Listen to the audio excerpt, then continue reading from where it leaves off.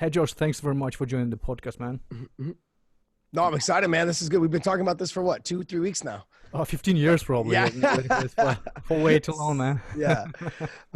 So, Bellator 233 Mm-hmm. and UFC, Mhm. it was night in Moscow. So basically, if you fight, some of them included your teammates. Mhm.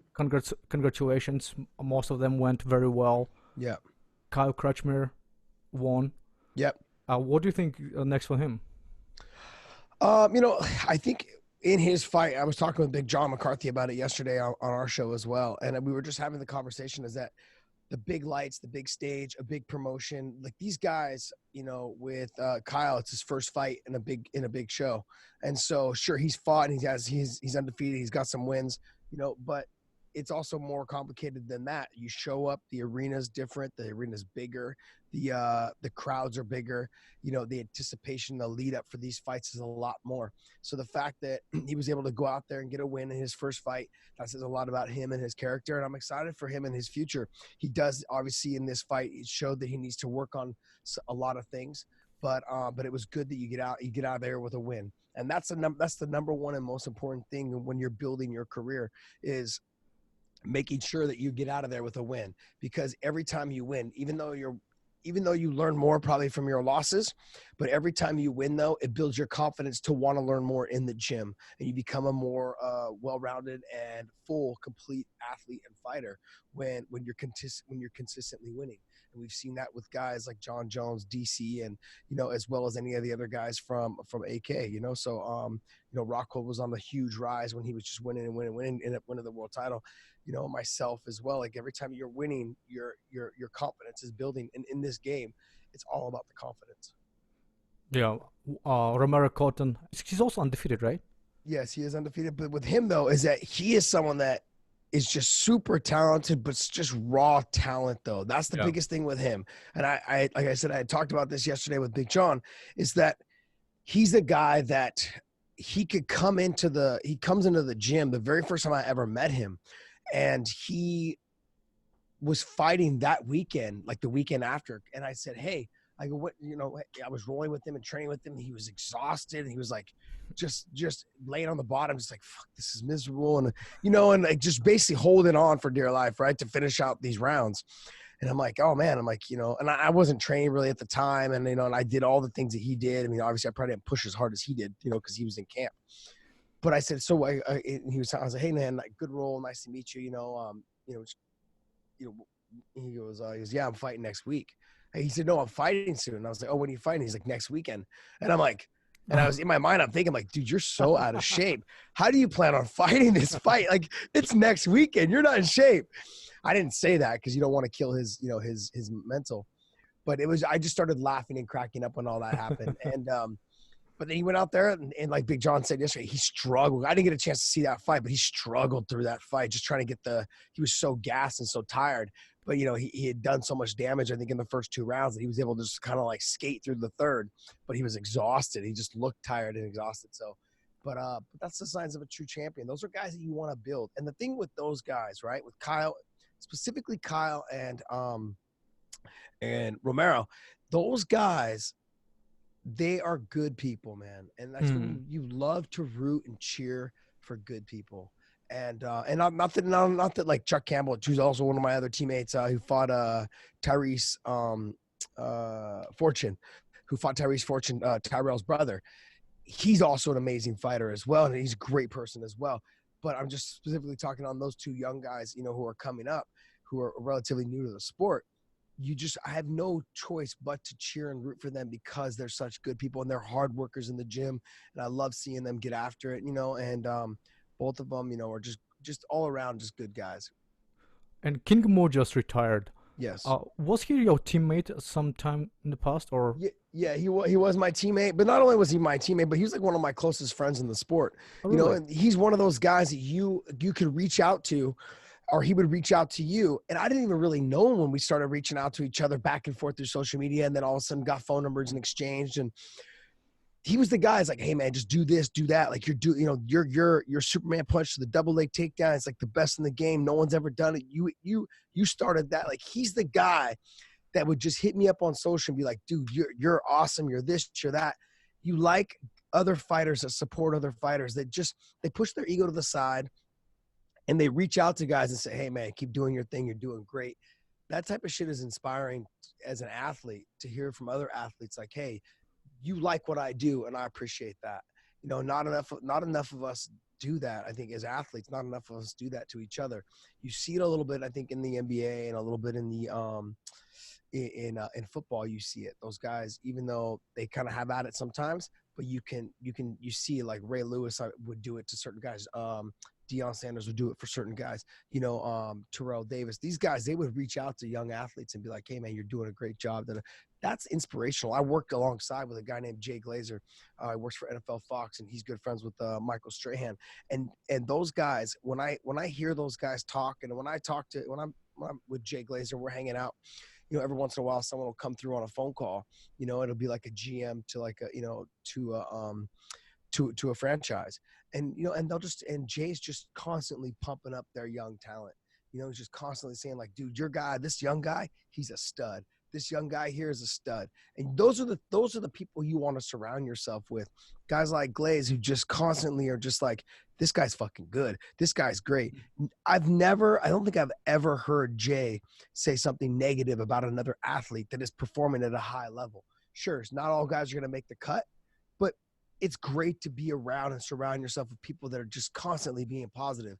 And I love that about Glaze and about other top athletes. You know, you get someone like Michael Strahan, you get somebody like Deion Sanders, you know, some of these other guys, all they do is just good talk about other athletes. And I think fighters, they don't do that enough, you know, and that's upsetting because, you know, this is a small community. We are in a small community of MMA.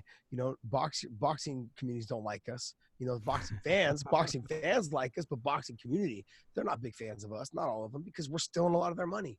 You know, we are still in the crowd. The crowds is what pays our paychecks, and we're stealing those because a lot of boxing fans have somewhat kind of been converted over to us because they like the fight that we give. And, you know, and I just wish that as in an MMA community, we could become stronger by pumping each other up. You see it sometimes with some people, like, you know, that are close niched in their groups, you know, but it's very inspirational to see the young talent like Kyle Crutchmer, Romero Cotton, you know, and a lot of our young up and coming guys get hyped and plugged like that. And I'm glad that Bellator gives them a platform to do that. But it also seems to be the environment in AKA is a little different. Like I see quite a few videos, and you guys, Javier and the team really built something very special. You kind of brotherhood, right?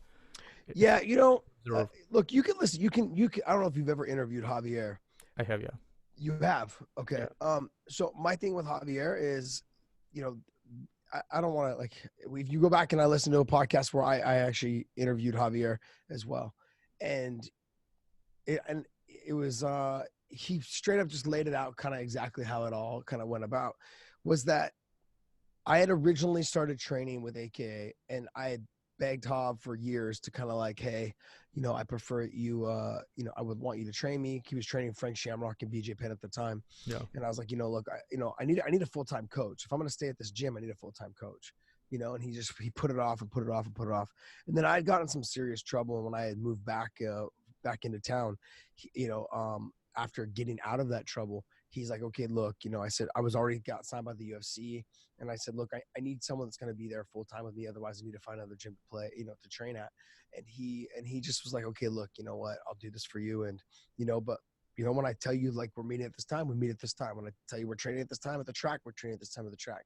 And I was like, yeah, that's exactly what I want. I want someone to run my camps. I don't want to be like, I want it to be mindless for me. I just want to show up, put the hard work in and go home. And people saw that in the gym, you know, John Fitch, Koscheck, Swick, you know, Bobby Southworth, Luke Rockhold, they all saw it in the gym. And they saw the progression that I was making because I was getting hands-on training with Javier. And so Bob Cook's my manager, also was one of my trainers. And Bob came to me and goes, hey, you know, I just want to, he's like, I just want to let you know, like some of the guys are, you know, a little upset, little, you know, this and that. And they started getting a little upset. The fact that like I was getting gains and it was like, oh, Josh is over there hitting mitts while we're all doing bag work. You know what I mean? It was like kind of like a little bit of favoritism. Hav didn't want to train everybody, and that was his deal. And But when it came down to it, at the end of the day, I needed those guys to get better, and I knew that I needed those guys to get better. So what I did is I told Hob, I'm like, look, this is not fair, man. You got so much talent sitting in front of you. You got guys that are just fucking amazing athletes. And it's not fair to them that you're not willing to dedicate time to them like you're dedicating time to me. I said, these guys are here repping your gym. These guys are here pumping AKA fucking on the big stages. This is not fair. You know, I said, so you need to figure, I think you need to do something, start working with some of these guys. You know, not saying you need to give them all your time, because that would take time away from me. But you need to give them some advice. You need, even if you just from the corner of the ring apron saying like, hey, try sticking the jab more, okay? Work on sticking and pumping the jab in the face and then hitting the takedown from there. Little tiny words of advice and encouragement throughout mitt holding, throughout bag work, that's all you got to do. And then I knew once I got his toes in there that he just couldn't resist. He's one of those guys, when you get him in there and he's tiny bit involved, he's fucking all in. And that's the thing. And those are the kind of guys that produce teams like he's done with AKA. Is he can't just say, okay, I'll help you a little. You know, only time he can say that is when you're not a hard worker. He'll help you when he sees you're not reciprocating like the hard work. Yeah. He's like, all right, I'm fucking done with you. He's that guy though too. But when he sees you're doing everything that he asked you to do, and you're putting in the extra work, and you're trying to use his advice, and it's not working, he'll come in and give you an alternative advice. He's the guy that cannot stay away from the fight game. This has been his life, and he does such a great job. And you can see it with all the champions that have come through that gym. And it all started because of just the fact that I didn't want to be the selfish guy that took the trainer all to myself, you know. And I thought it was great. I think it's absolutely amazing that our guys have excelled to the level they have because of him, Bob Cook. You know, the two of them together have made such a great team. And then now you've got, you know, all the guys from Dagestan that have come, you know, Khabib, Islam Makhachev, you know, Abu Bakr. You've got the other Islam Magomedov, and then you've got, you know, Umar Nurmagomedov also, who's absolutely just phenomenal for such a young, talented young man. I mean, you know what I love about those guys, and I know everyone talks about the Russians all the time, but just simply, I'm going to talk mainly about Umar because Umar is very humble, very good kid, very respectful. Still like kind of like looks after Khabib and Islam and Abu Bakr like as if they are the bigger brothers. But he's still, even though with his full training and all of the stuff that he does, he still goes out there and tries to do whatever he can to help them achieve their goals, even while he's in camp. You know, if they say, hey, I need someone to go to the store for me, he'll go. If you say, hey, I need someone to, you know, do this for me, he'll do it. He's a team player. He's obviously very, very much part of that family. And I just truly enjoy like working and training with him. He's such a young, talented, good kid, you know, and these are the kids that I enjoy. Like when I was talking about Romero Cotton and Kyle Crutchmer, and, you know, we've got a lot of other guys, you know, there's another guy named Kyle Driscoll who is also out of AK right now. And they've been doing really well. And I'm so encouraged by seeing these young, talented guys do so well, you know, and it's a lot of it, all of it is because the group of guys that we were able to build at AKA, and because of, you know, a lot of the leadership from Bob Cook to Javier Mendez to the other trainers that have been on hand, Rosendo Sanchez, you know, Ro, he's been doing great. He worked with DC, he works with the Sean Bunch, you know, I mean, there's a lot of guys that owe a lot of these coaches, you know, a lot because they put in their work. Speaking of Umar, he seems to be a very well-rounded guy. And I'm curious, how long do you think it would take before he's signed by a major promotion? You know, I want to say that that Khabib and them, they're kind of holding him back. Only because, and not that he's not ready. I believe he's ready now, but he is still young. Yeah. I think for him, he needs to hit I think he's only 22 years old, something like that, maybe 23, but I think he's only 22. I think they want to wait until he's about 25. You know, let him get more experience in the bigger shows in Russia and all the around. I do know there was a potential offer from Bellator. Bellator was 100% interested in him. You know, they are interested in him. He's phenomenal. He's got a good look to him. His fighting style is not like Khabib's, or Oh, it's a little, definitely, yeah. yeah, Like it's the different. beat. Yeah, exactly. He's got more of a Taekwondo style stand up. He's got good wrestling, decent submissions, good grappling a little bit, but he overall is just he's a little tiny tornado, I guess I'd say. Like he's basically, yeah, he's like a little Tasmanian devil. He's really active and moves a lot. He's a very talented guy, but you can tell he's not fully matured um, to the level I think that they're willing to go ahead and put him in there with these bigger guys. And or not just bigger guys, but guys that More have, experienced. yeah, more experience. So let him get a little bit more experience, winning titles and doing all the things he needs to do in the other promotions. But I got to tell you, he's better than a lot of the. I would say probably 85 to 90% of the guys that are in the UFC and Bellator. He's better than those guys Oh, already as wow. it is. He's Oh, already better, and he's extremely talented. And I love watching everything that he does, especially in the gym. You see him try to do new things. I'll show him one thing, and the next time he grapples, you'll see him just trying to do it over and over and over and over again. You know, even if he loses the position, he'll still try to learn that move and that technique, and it's phenomenal to see, man. I absolutely love what's it. his base martial art? It's not You know, wrestling, right? It's I don't know. I honestly couldn't tell you. I mean, I think he's got that sambo style of Mhm. fighting, but I don't know. He seems more of like a taekwondo style, like Yeah. kind of like karate style stand up guy. But don't let that fool you, man. He's not the easiest guy to take down. Oh, yeah. I think he has people to train with. Yeah, he's not the easiest guy to take down. He's got pretty good wrestling himself for getting the takedown.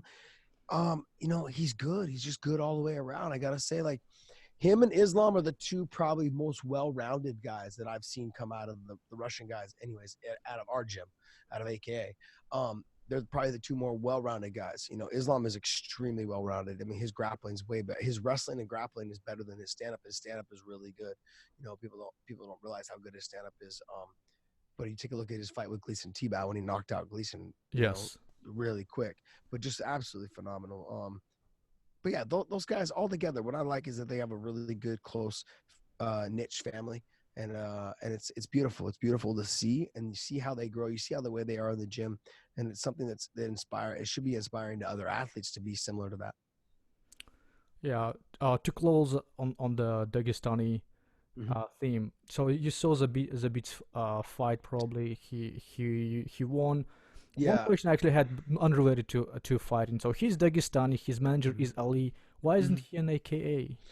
I was curious.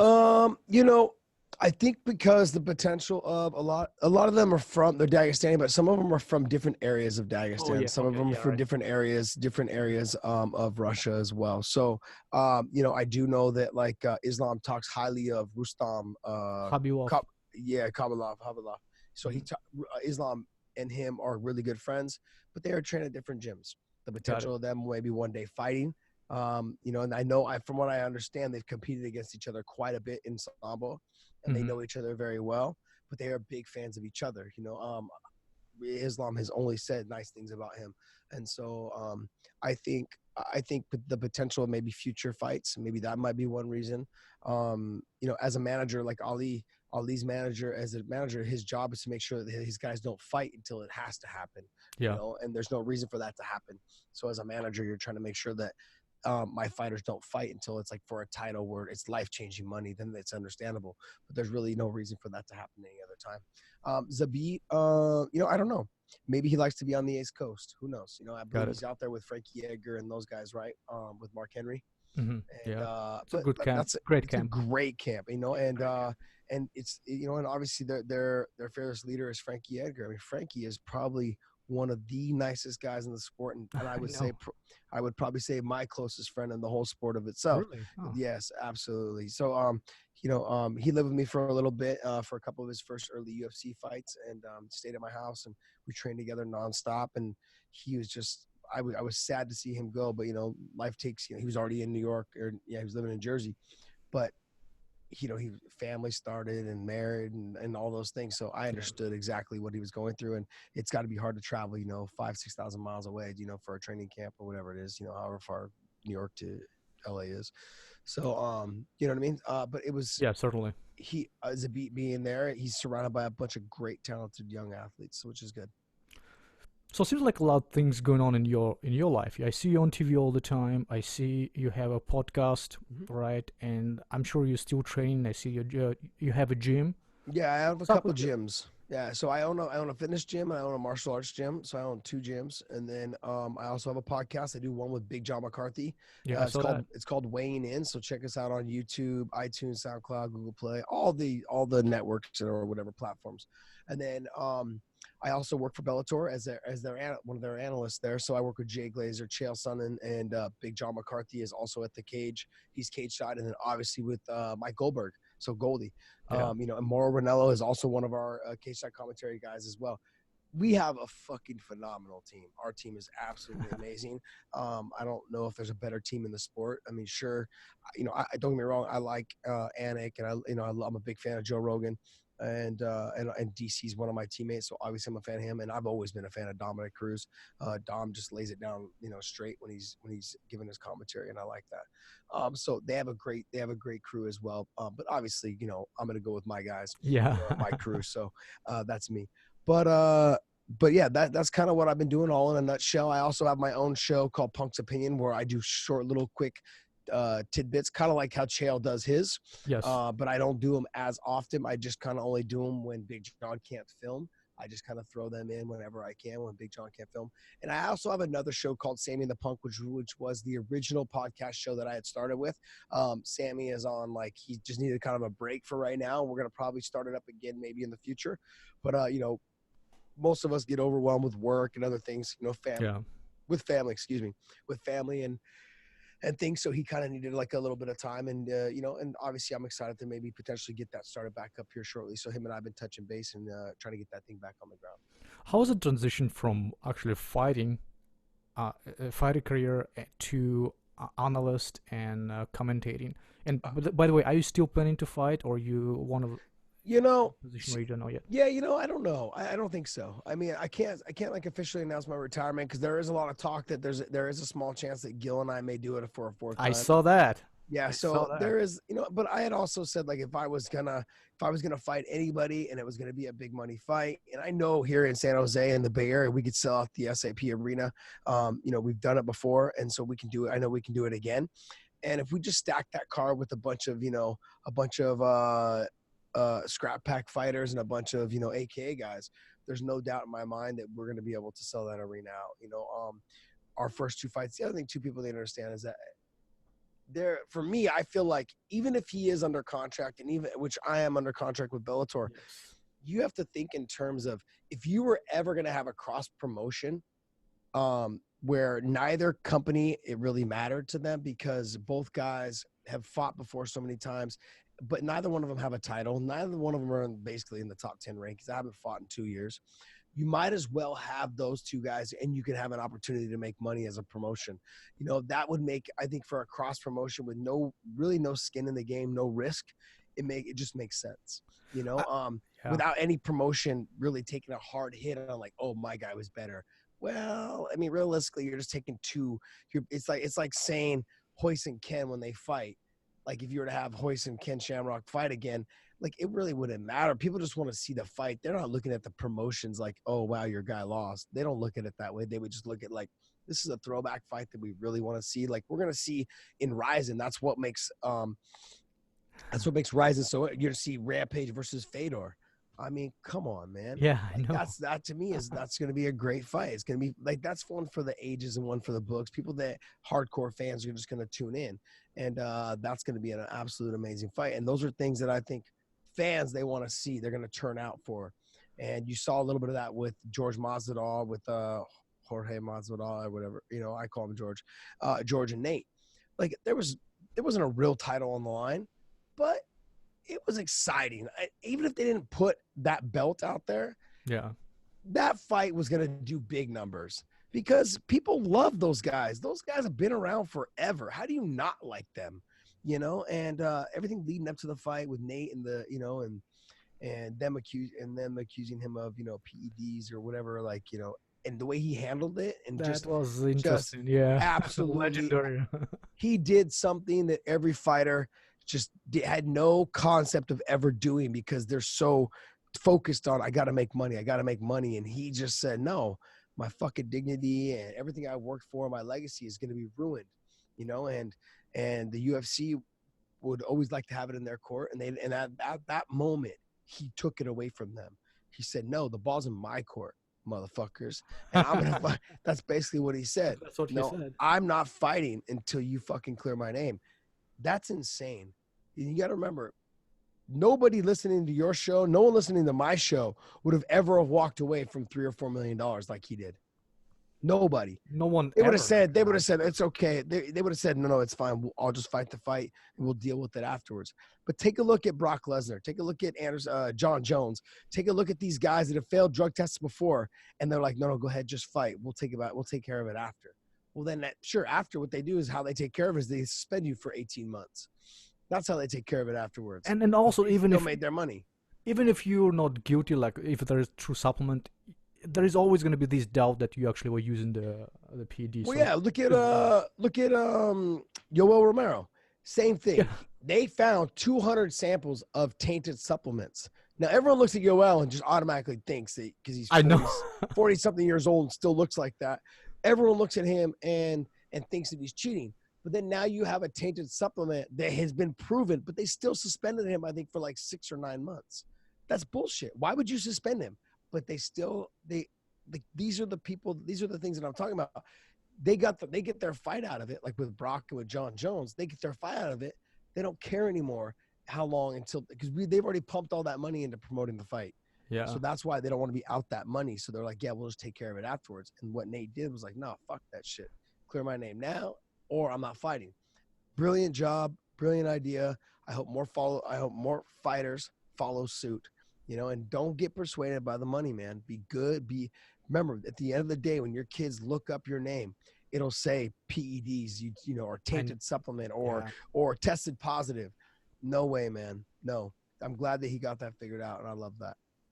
Hey, what was your path to MMA in general? Actually, let's take it all the way back. I want to know a little more about you. Where did you grow up, man? So I grew up here on the east side of San Jose. I went to middle school. I went to elementary and middle school here. And my parents kind of like moved around a little bit. I lived in Sacramento for a year or two there, like 2 or 3 years there when I was young, when I was kind of first born. Went to kindergarten and first grade there.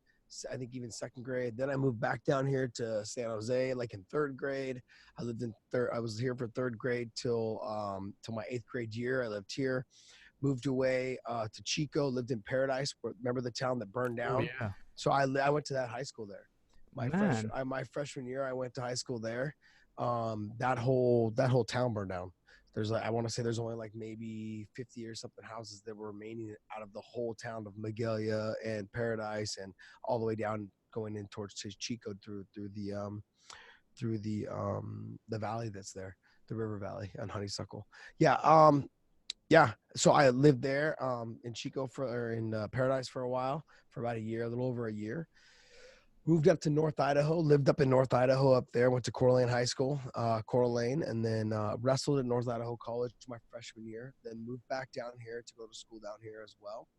Was going to wrestle here, and then I was taking some fights on the side, and basically just got signed by the UFC probably 6 months after I moved back down here. And, that's cool. Yeah. So then once the UFC had signed me, the rest is history, man. I just started like training full time and quit my jobs and focused strictly on fighting. Where did you work? So I worked at a place. I worked at a bunch of different places. So I worked at Miller's Outpost. I was a manager there. I worked at what's it called? Kenneth Cole. I worked at Fry's Electronics. Worked there as an undercover, like undercover security guard. So I would walk around, catch people steal. I mean, we were catching probably 30 to 60 people a fucking month. Oh man, stealing. And I was only one of like 5 other security, like 5 undercover like cops for security. So we were catching probably close to 600 people a month stealing from there. Easily 600 people. Crazy. Yeah, I'm sure you don't miss that though. No, I don't miss that at all. No, man. Who the fuck wants to go and work for somebody else? That's horrible. That's horrible. So your base martial art is wrestling then? Yes. It's hard to tell when I see you fighting. I would think that you have you coming from Muay Thai or some other stuff? My like for me, just wrestling was life, and I played soccer, and then I think the soccer kind of helped me with the kicks. You see that with Jose Aldo. Aldo talks about it as well, about how soccer's kind of helped him with his kicking and his footwork, in fighting. And I feel the same way, man. I think soccer was a great lead into what I've been doing. Also, too, what soccer does is, for me, what soccer did was it allowed me to understand what it took to run, to get to put in my groundwork, to put in my road work when it came down to do cardio, like for fitness. Most people hate running, and I think all the years of playing soccer, I fell in love with it, and I understood exactly what it took to, like, you had to hustle and sprint to the ball, get there. You had to be able to handle the ball. You had to be able to work through people and deal with body pushing, and it actually helped me a lot. Like, running, I mean, we used to run so damn much. I mean, not during the games, but just at practice. I mean, okay, liners, let's go. Okay, progressionals, let's go. It was like, geez, man, like, we acted up, more sprints. It's just always something, and that was the soccer, man. That was the soccer game. And so I think that helped me a lot in fighting and understanding what it took to get in shape, and that was amazing. That to me helped me become who I was. And then the wrestling was, obviously, it helped just in the sport itself. I just slowly picked up the kickboxing and the boxing, and I like to. Unfortunately, as a kid, I used to like to fight, like in the streets. And I mean, I grew up on the east side, and I look white. I'm half Mexican, but I went to schools that were predominantly like all Mexican or Vietnamese or black. And so I was considered I wasn't considered, I was the minority there. And so when people talk to me about being the minority, I'm like, yeah, I pretty much lived a lifestyle like that, during here, living here in the east side of San Jose, and so it's, I understand exactly, like, I understand a lot of what people talk about, but it was a little bit of a rougher lifestyle, which is fine. And everyone's going to say that. A lot of people say it, but then, I'm not going to get into like how rough it was or what it was and this and that, but, you know, we dealt with it and moved on, and you just try to become a better person and, and have a successful life. And I think we were able to do that. You had a short stint at Stanford. That's what I read. Yeah. So How did you end up at Stanford? that was part of the wrestling program of it. I was going to come down and wrestle there. There were some issues with coaching and, and friendships and things like that. So it didn't work out, but it is what it is. That's cool. So, what was your path to fighting? Like, when did you realize that, hey, this is what I want to do for living? Well, I was training with Frank Shamrock, BJ Penn, and I was like, Oh these are yeah. the two of the best guys in the world. So what's the point? What, like, I knew how well I could do with them in certain areas, but I also knew that I wasn't quite at their level.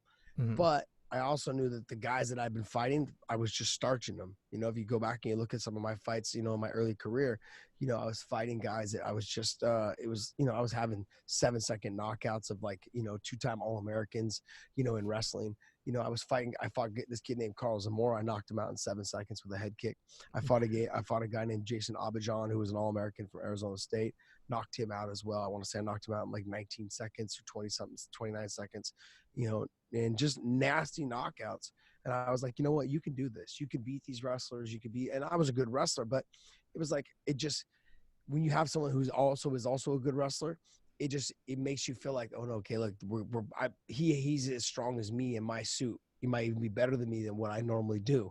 So I had to progress in areas that I thought that would potentially win me fights. And so that was one of the things that made me want to work more and focus more on my stand up. Do you remember your first fight for any promotion?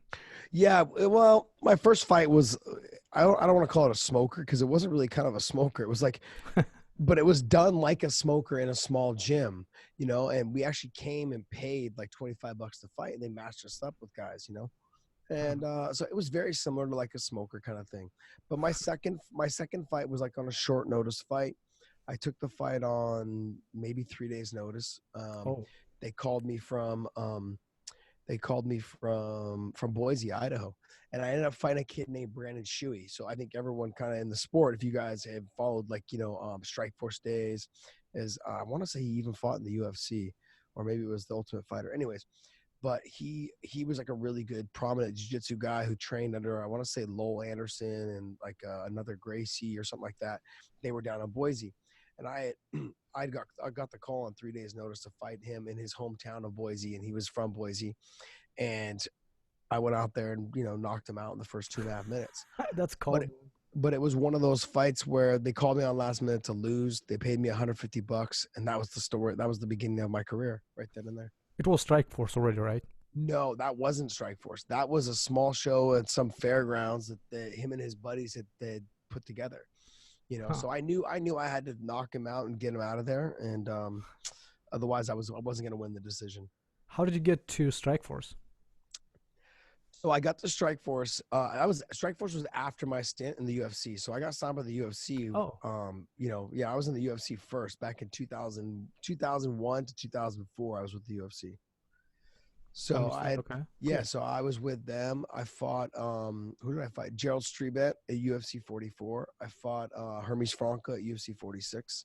And then I fought Yves Edwards at UFC 49. So those 3 fights were my first 3 fights in the UFC. And then the UFC got rid of the lightweight division. So I left the UFC, and they had offered me to stay and fight, but they wanted me to fight at 170.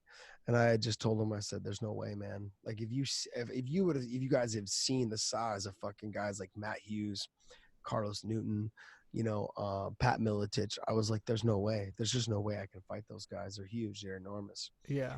And so that fight, I left and basically was like doing kickboxing fights for Strikeforce. Strikeforce was a kickboxing, it was a kickboxing event back then. There was no MMA yet. Scott Coker had started Strikeforce years and years before that. And so he was always looking for young talent, and Javier Mendez hooked me up with him, and he was paying me to fight kickboxing matches, and I needed the money because I had no money. So I was fighting as many times as I could. And then it just so happened that he ran the K1 USA for K1, which was also, it was a Japanese promotion for K1 kickboxing. And so he had some connections in Japan and was able to get me a fight in Pride. So that got my foot in the door for Pride, and I ended up fighting over there. I fought there twice. And then later on, he started up Strikeforce. And so he had called Japan and just told them, he said, hey, I would like to use Josh. I'm going to take Josh to fight for me in Strikeforce. And they were like, no problem. Like, he's the reason why I was ever in Japan fighting anyways. And so, I had stayed, and I just decided to fight for Scott Coker. And I got to tell you, it was the best decision of my life. Yeah. Certainly. So, can you walk us through? Not walk us through, but tell us about that fight for Strikeforce Championship. It was with Melendez, right? Yes. The fight. Yeah. Some emotional part of it. Like, you already get into probably what you wanted to do, right? Yeah. I mean, so the deal with the Gil fights, right? The very first one, there was a lot of things leading up to the very first one. So let me give you like a little bit of a throwback to it all. So I had fought a guy named Clay Guida, who everyone knows Clay. Clay's an actual, he's a fucking animal. Guy's absolutely amazing fighter, good person, all around, just, good guy, good athlete. Him and I had fought in the very first Strikeforce that was in California. So it was the very first fight in California. Him and I fought on that card. When we fought on that card, Clay ends up beating me. And that was for the Strikeforce title. It was an ISKA, whatever, championship, whatever title or whatever it was. So he ends up beating me. Then he turns around, he fights Gilbert Melendez. Gilbert Melendez ends up beating him. And during that time that I was fighting, that I had fought Clay, leading up to that fight, and this is absolutely in no takeaway from him at all. Clay ended up shaping what was for me a comeback, because I had fought my fights in Pride, and I had fought, after the UFC stint and they got rid of the division, I really just pretty much was like, this sport's not going anywhere. Like they're already cutting divisions. They're basically like they're scrambling around to fucking, scrambling money around just to try and like keep the show alive. I'm like, I'm really just wasting my life. I really was. I was just thinking that. So what I was doing was I was like working and kind of like going out and partying and drinking and doing all these things, right? And then the fight with Strikeforce came up, and and I got signed by Strikeforce. Even in Pride, if you go back and watch my fight when I fought Daisuke Sugie, the Amazon, when you watch him, I'm like flabby, not really in that great of shape, all those things, right? And it just was an eye-opening experience when I fought Clay. It was like somebody I just took for granted, like, yeah, whatever, like it happens, it happens. And but when I walked into that arena and I saw almost 20,000 people in that arena, and I had fought in the UFC and there wasn't 20,000 people in those fucking arenas, and so, and I had fought, and I was like, this is California. California just legalized this, and we're the very first show, and Strikeforce is doing this. And there's 20,000 people in this arena, like 19,800 or 19,700 or something like that, people in this arena. And I'm thinking to myself, you blew it, man. Like you blew it. Like you blew the opportunity and chance to be great on this night, and you blew it. And it stuck with me, and it was a very eye-opening experience for me. I had some of my closest friends, Trevor Prangley, Bob Cook. They sat me down. They're like, look, man, you've been going out and partying like almost every weekend, getting bottle service, hanging out, doing whatever it is you want to do. Like even on nights you were trained hard, that night you'd still go out to the clubs. Even if you didn't drink, you'd still be out. It was just very eye-opening to me, and just realizing that I need to make life changes. I need to go back to taking it serious, like as if when I was in the UFC, I was taking it very serious when I was with the UFC. And then now this was another opportunity for me to do it. And I blew it. And so if you look at my progression after that fight, I got better and better and better, and physically looked better and better and better. Like my body looked physically better. I was a lot leaner. I basically like took on a full nutrition program that just stuck with, my basically after that, my whole career was the same nutrition program for every fight after that. And I got better and better. So Clay ends up losing to Gil the next fight, and then I end up winning 3 in a row. And then they end up putting me against Gilbert Melendez for the title. And going into that fight, I was a 4-1 underdog, and I didn't know I was an underdog until that week of the fight. People kept telling me, "Hey, dude, you're an underdog. You're an underdog." So, and I was like, "Yeah, sure, of course I am. I'm not the champion." They're like, "No, you're like a 4-1 underdog." I'm like, "Wow." I was like, "That's pretty bad. That means I suck."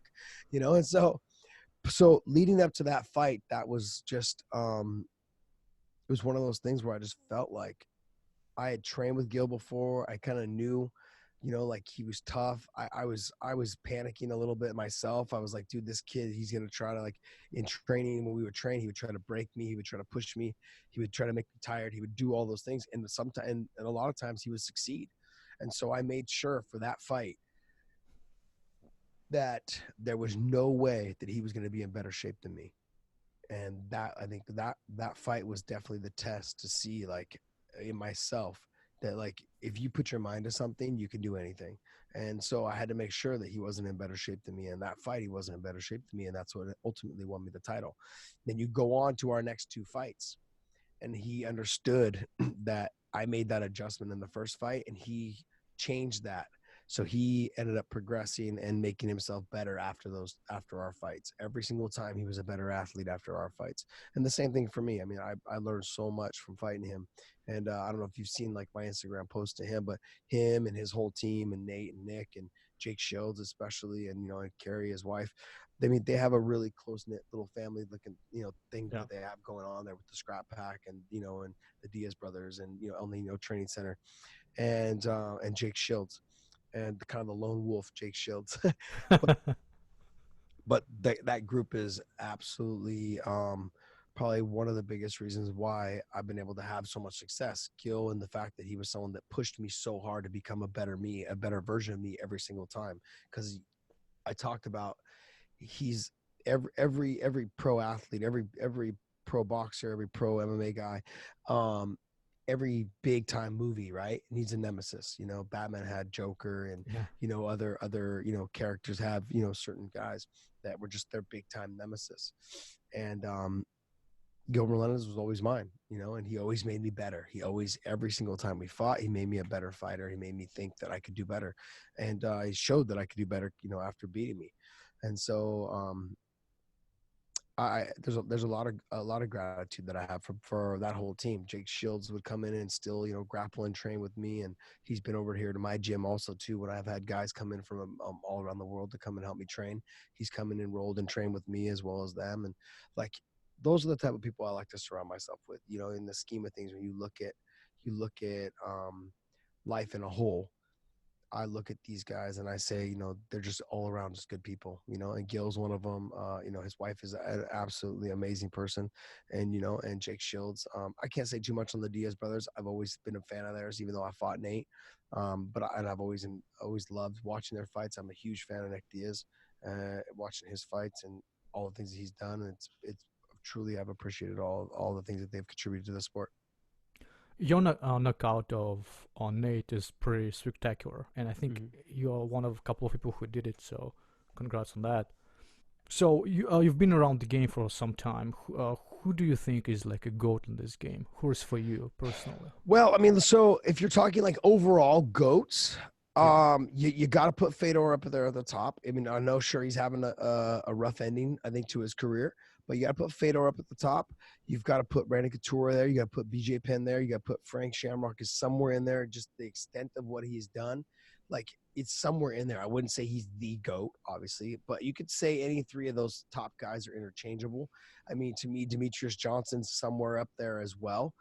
He's been the champion in UFC, been a champion in ONE FC now. Yeah. You know, I mean, like he's obviously shown that he can win anywhere he goes. And that's hard to do. People don't understand how hard that is to win in one organization and turn around and go to another organization and win again there. So that's very tough for them to do.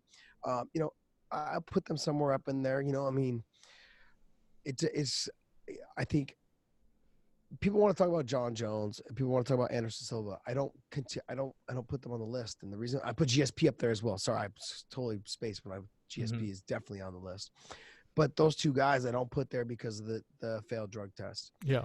Khabib, I would put him there, not now, but I think in a little bit more time. If he Mm-hmm. continues to stay undefeated and he continues to have dominant performances like he has been his whole career, I mean, you guys have to think he is, I don't know how many fights he's won in a row in the UFC. He's like 12 or 13 or whatever and 0 in the UFC, but 12. Yeah. he's 28 and 0 in overall. But he's only lost one of those rounds in the UFC. One out of the 12 and 0 or whatever in the Which is UFC. insane. Yeah. He's only lost one time. And so one round, not lost one time, lost one round. And if you go back and you watch that round, it was a close round and it was almost like he took the round off. He just didn't even, like he just circled, stayed away, and pop shot it, and you know, and did some work, and but didn't really, it wasn't like trying to like convincingly win the round.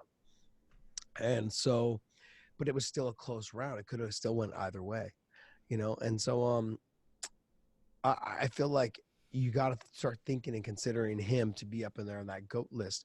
And the reason why I say that is because the 155-pound division is the hardest division in all of this sport. They're stacked. Whether you're in Bellator, whether you're in UFC, whether you're in ONE, there's a stack and a plethora of guys at 155. And these guys are the greatest fighters on the planet. You know, Canelo Alvarez, what's it called? Mayweather and De La Hoya, all these guys fought at that weight. Trinidad, they all fought at 147, 154. Those are the stacked weight classes of the Yeah. best fighters, combative sports fighters and athletes. Those are the guys.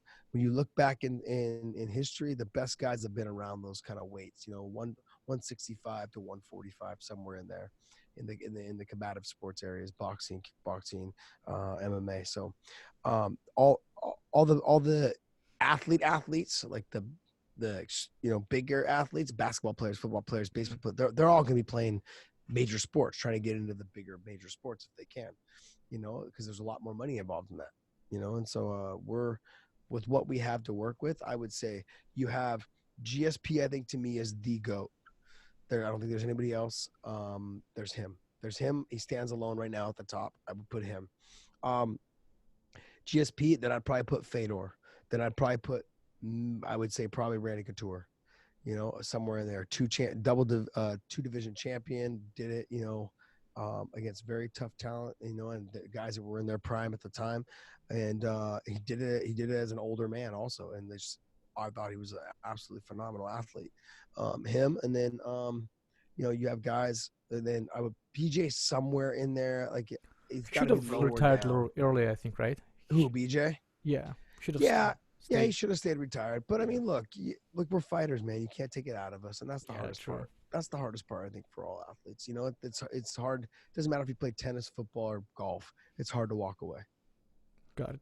One quick question on the. So you mentioned Khabib. You sparred with Khabib probably in trainings, right? Yeah, a lot. And you also fought Tony Ferguson, and there is Yeah. this argument, like people Uh-huh. everyone wants to see this fight. How do you think the fight would go? Well, I think they're gonna see it when it happens. It's gonna happen. I believe it sounds like it's gonna happen in March or April. So I believe it's probably gonna Okay. happen in March, is from what I understand. And look, do I think that Tony can beat Khabib? I'm sure he can beat him. Do I think he will beat him? No, I don't think so.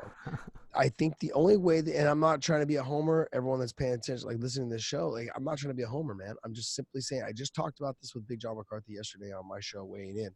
And I simply just said, like, look, outside of him cutting Khabib, like on the head area where Khabib has a Yes. bald head, Oh. I don't see him subbing Khabib. There's a small chance he could, but that's it. I don't see him knocking Khabib out. I don't see him subbing Khabib. But this fight will be close. It will be a close fight. It will be a tough fight for both guys.